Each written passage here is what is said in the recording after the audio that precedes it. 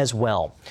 Donald Trump is thinking about running for president again, but unlike the past when he's talked about it, this time he's actually showing some signs that he's serious. David Brody spoke with the Donald on one of Trump's recent trips to Iowa. Thank you. Wherever he goes, Donald Trump attracts a crowd. These are hard-working people that love the country. That's what the people of Iowa are. Here in Des Moines, Iowa, fans stand in line, ready to meet the successful businessman who may soon be a candidate for president. He knows the political importance of this state and has made a number of visits. Iowa, your impressions, and what are you feeling out there with the crowds that you're seeing? Well, we're getting great crowds. As you know, we're getting the biggest crowds by far. We're getting standing ovations because I'm not a politician. I tell it like it is, and people have to hear it.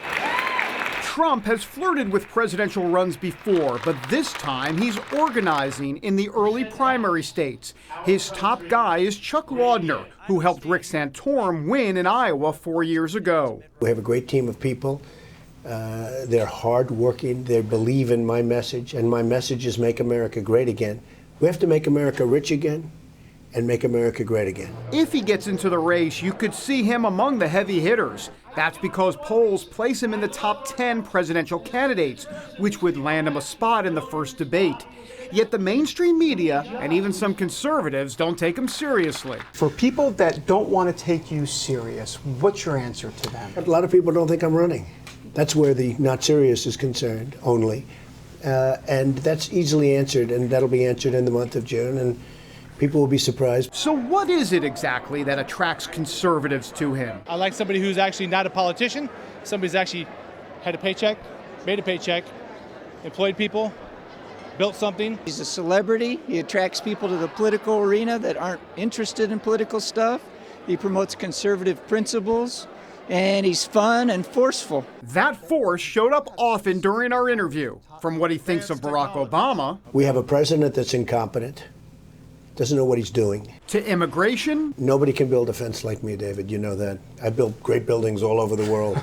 There's nobody can build a fence, and I would have Mexico pay for it, believe me. They will pay for it. And even on representing persecuted Christians around the world. Believe me, if I run and I win, I will be the greatest representative of the Christians that they've had in a long time. Despite all the talk and love from some within the GOP base, his strong ego can be a turnoff for some. Today, I'm very proud of myself. His negativity ratings are high, which would be a challenge, but Trump says if he runs, people will get to know a different side of him.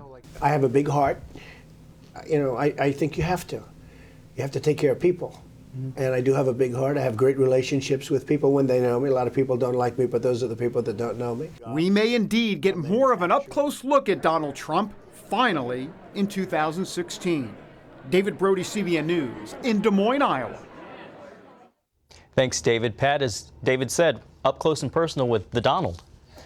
He's a very fascinating guy. I've known him for a long time. I got to know Marla Maples, and she said she read the Bible, and one of his directors of security is one of our 1,000 Club members. So the Donald is quite a man, amazing person, and he's done remarkable things, but he is full of ego like few people we've ever known in history, but nevertheless, people might go for it. I mean, he sure did pull off a bunch of real estate coups that everybody thought were impossible. So maybe the people want somebody that knows how to get something done. But we've got too many candidates out there now. Not that they're not good. I don't mean to denigrate any of them, but they just, only one can win it. And it's just sooner or later they're going to cut each other up. And I think already Fox and other media outlets are going to start winnowing down the debates to those who show particular standing in the national ratings. There's just got to be something like that. You just can't have everybody standing on the platform, yakking away, and it'll ruin it. So there's got to be some discipline in the Republican Party, or somebody has to exercise discipline.